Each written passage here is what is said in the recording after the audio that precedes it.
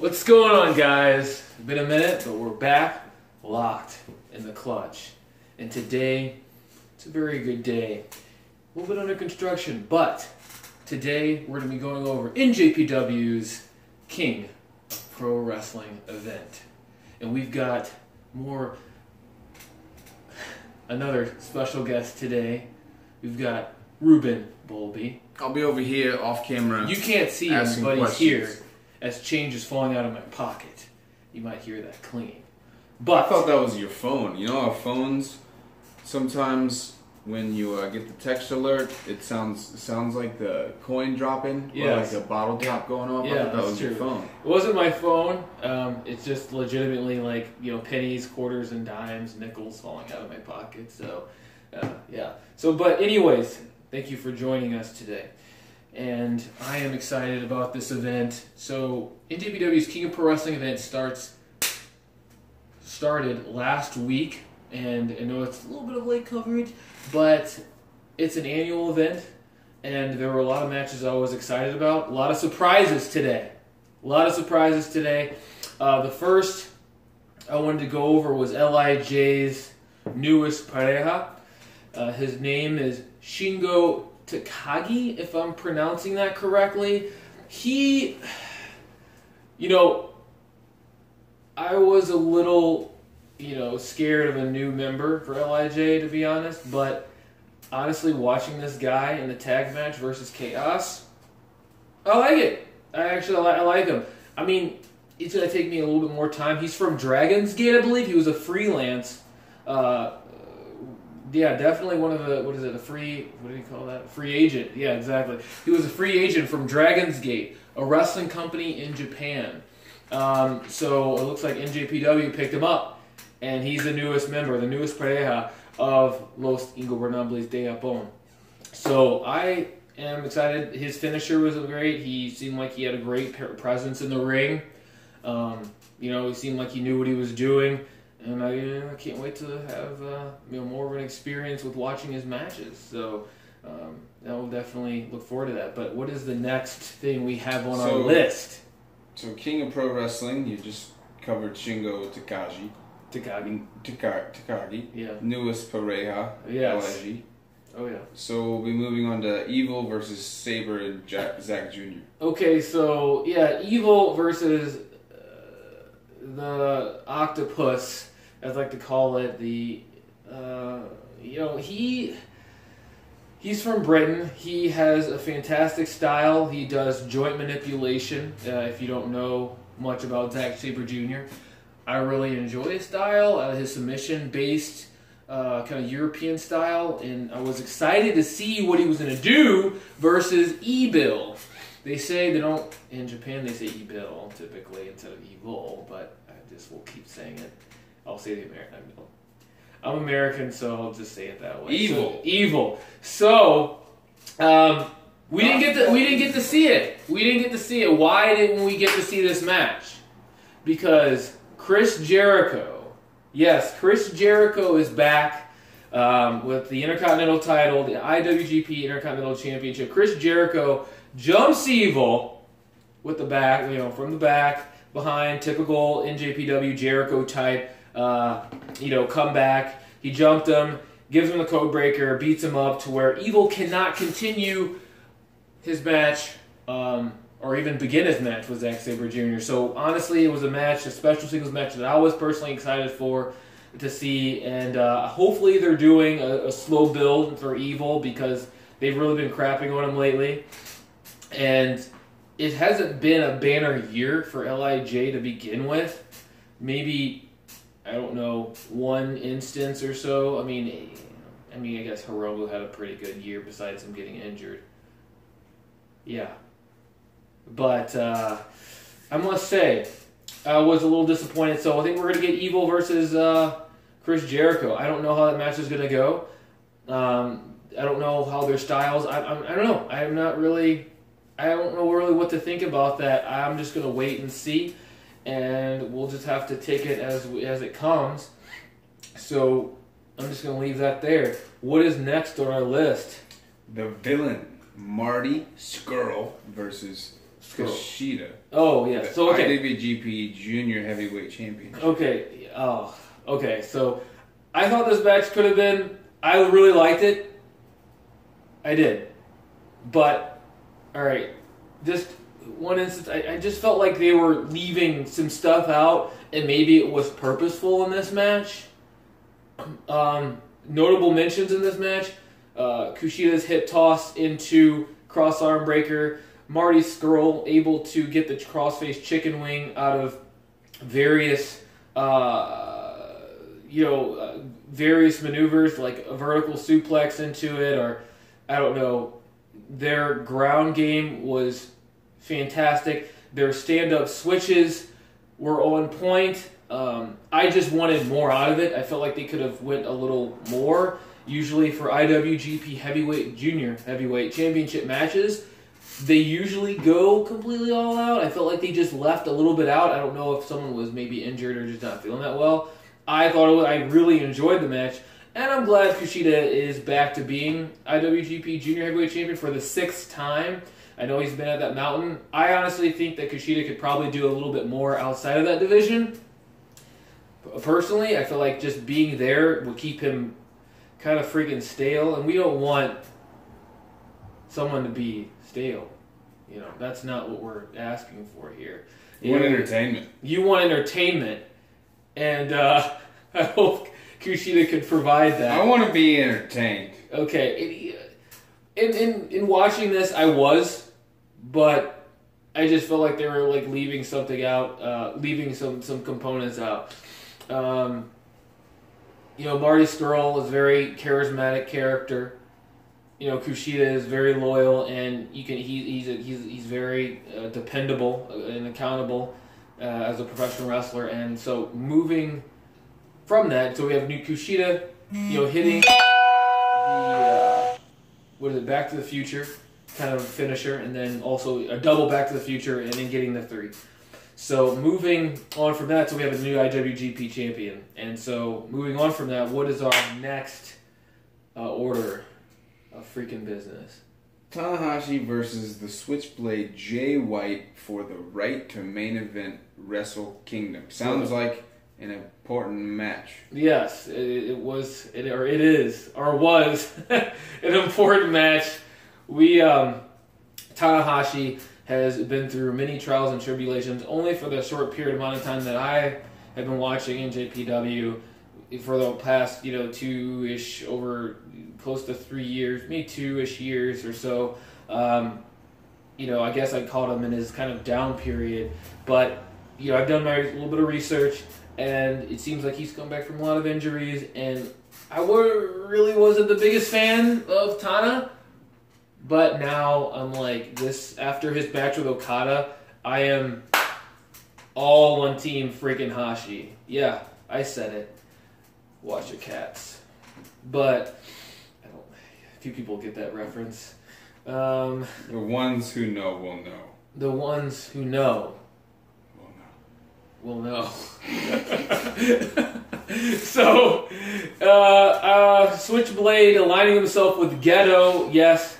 Ghetto turning his back on his buddy, longtime buddy, the Rainmaker, Kuchika Okada, double-crossed him. So this was kind of like a personal feud for, I guess, Switchblade to get to his main event. So they're called the New Era, I think. Ghetto and Switchblade. So, notable mentions in the match. I really enjoyed, actually, the counters that were going on between the two.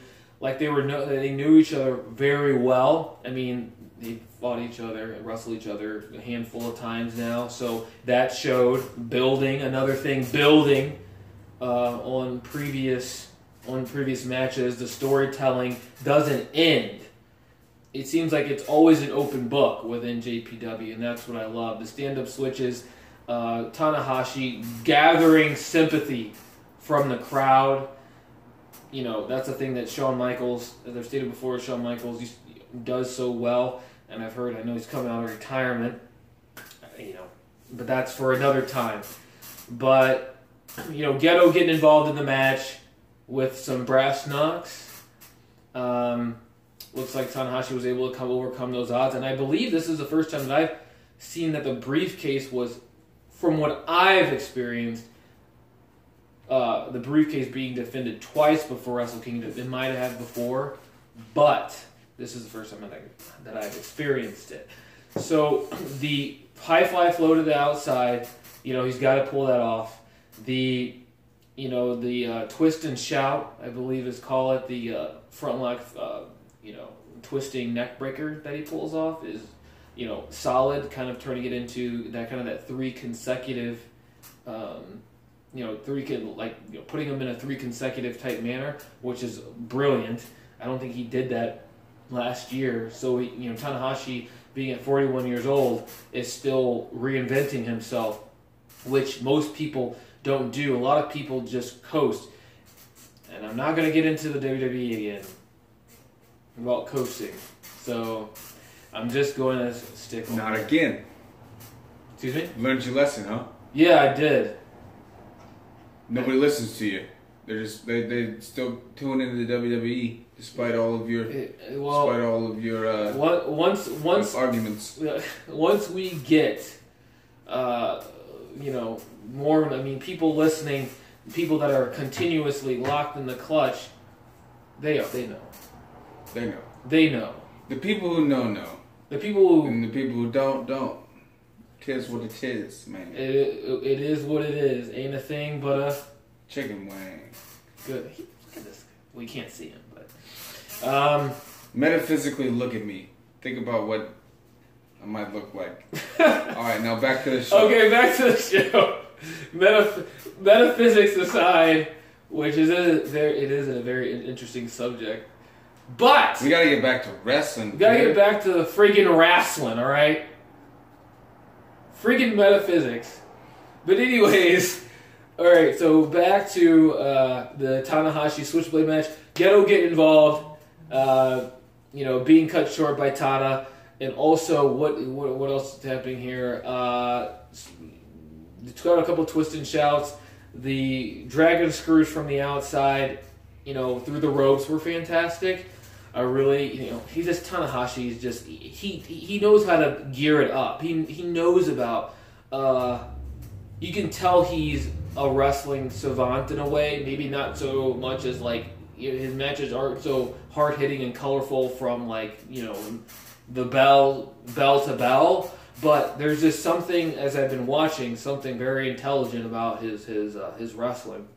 So I really enjoyed that. So ultimately, going for a Blade Runner after a chair shot, Tanahashi rolls up the Switchblade for a 3, and Tanahashi retains his retains his right to main event Wrestle Kingdom 13 in January.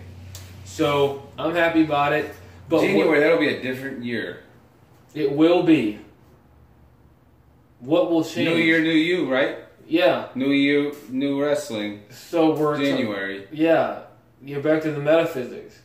No, January is a month. It's a thing. Oh, okay. I guess it is an idea though, because there is no actual January except for on a calendar that you write. Right. And the idea happened in the idea space first. Know what I'm saying? Yeah, it did. So January. Back to. It is an interesting subject. I like to know. You keep coming back to it. You're really interested in it. I am very interested in it. I am multifaceted. Well, in a way, we here at the clutch, as I've stated multiple freaking times, all right, are consummate gentlemen, and you know what? The stories behind each one of these characters and each one of these matches is in a way first metaphysical. Yes. So the ones who know will know, brother. You know what I'm saying? Your audience gets it. They're smart. Yeah. And then, so, a roll-up, but the Bullet Club OGs come down after the match. They... what is it? Is this that particular match that I'm trying to think of? While you're thinking, start playing that guitar behind you. Yes. Oh yeah. No, just kidding. Okay. Back to show. Yeah, exactly. I was thinking. I mean, I could do a little bit of riffs for you. Could you? Well, it's just like the beginning.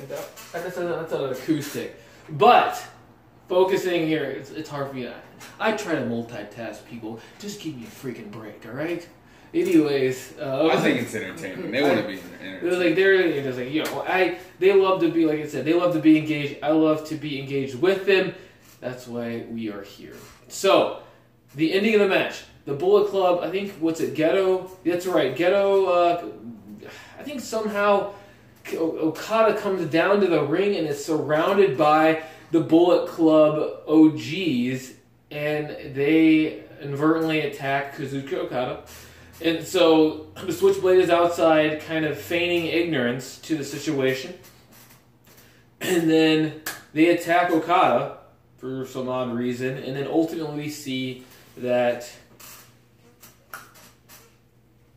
the Switchblade and Ghetto have joined Bullet Club OGs, which is kind of perplexing to me in a way. I wasn't expecting that at all. I mean, I don't know how I feel about it still. We'll see how it feels. We'll see how it goes. But right now, we're up in the air. Sasquatch, Mark, Josh the Voice. We'll just have to see how it goes, all right? So, what is the final part of this? What are we going to... Man, there's a three-way going on, and it's for the IWGP Heavyweight Championship, and it's Cody versus Ibushi. Ibushi? Ibushi. And? Ibushi. And Kenny Omega. Oh, yes. Is that what he does? Yes, this is what he locks and loads. Oh, we might have to censor that. Oh, man. It's okay. He does it. People watch. I joke. I kid. Okay, he's like, you know what I mean? It's banter. So, three-way for... You know, I was excited about this elusive promise that... Or this kind of, weird promise that Kenny and Ibushi have together. I don't know. I wasn't a true fan of Cody being a part of this match, but I know that they're trying to maybe allude to something later on down the road. I know that they're protecting Cody because he's coming off his hot event of All In, and that's why they gave him, honestly, the IWGP United States Heavyweight Championship. That's the only reason, because he created a lot of buzz with creating, helping, being the creative behind that event with the Young Bucks. And, give him kudos. But being in the ring with these high-level individuals that are just on another level, you can just see where he is as a wrestler, Cody, and you can see where most of people a part of NJPW are. And it's very apparent. And they tried really hard to make Cody look like $1 million. And there were a lot of botches. I felt like they were just trying things really hard to make this match look well. And there was just like the kind of deadlift, Ibushi going for the deadlift power, or a German suplex from the apron to the inside of the ring, and then Kenny trying to do a springboard sun flip power bomb, and like digging, like completing the matches. But there was just some instances, and then Cody's vertebreaker, or whatever you want to call it, it just looks like you're afraid to do that move. Like, it just doesn't come across natural, and it's just like, I know that you're trying, and it's what John Cena, and I'm not comparing Cody Rhodes to John Cena, but it's like that thing that's like, I want to be, like, I want people to like me. I do belong here. I am, like, a really good wrestler, and, like, I have a lot of moves, and look, I'm awesome. Check these moves out type deal. But it's just like, people have to kill themselves in his matches to put over. I mean, look at the match with him and Magnus, or Nick Aldis, or whatever, from All In. I mean, that just, they threw a bunch of stuff in the match to, bells and whistles to put it over. I mean, I'm not like hating on it, but I'm just saying like it's just very to me apparent. So it was extra. It was a little extra. Honestly, it could have just been Cody or Kenny versus Ibushi, and I think they might be possibly pushing that further down the line, a one-on-one match, because when these guys do a flurry, these two V-triggers that Ibushi took looks like he got knocked upside the head with a freaking crowbar, and then a reverse Rana that Ibushi blocked by, I think, a handstand, and then it did like a roaring lariat. That sequence, just legitimately brought me out of my freaking seat. Oh, that was well done. Well timed. Well timed exit. Wow. But, yes, I'm back. He's back. I'm back. So I want to see more of that. It's like, it was overall a good event. I enjoyed it. I want to see more with, Kenny and Ibushi. I know that this is probably going to be a slow boil type situation. I'm down with that. I know that they're about long storytelling. The long game. Alright? They don't want to just... long game? We're back to metaphysics again. That might be the sub-feature of this episode. King of Pro Wrestling featuring metaphysics. No, but I really enjoyed it. We're going to see what's the next Power Struggle, I think, is the next tour. So we're going to get geared up for that. So we're going to pretty much stop it there, guys. It's gonna Cut it! Yes, exactly. We're going to stop it! We're going to freaking stop it up here. Because we are the Killzone Clutch. This is your source for making sense of professional wrestling. And we will catch you all back here locked. I mean, freaking locked in the clutch. Thank you very much.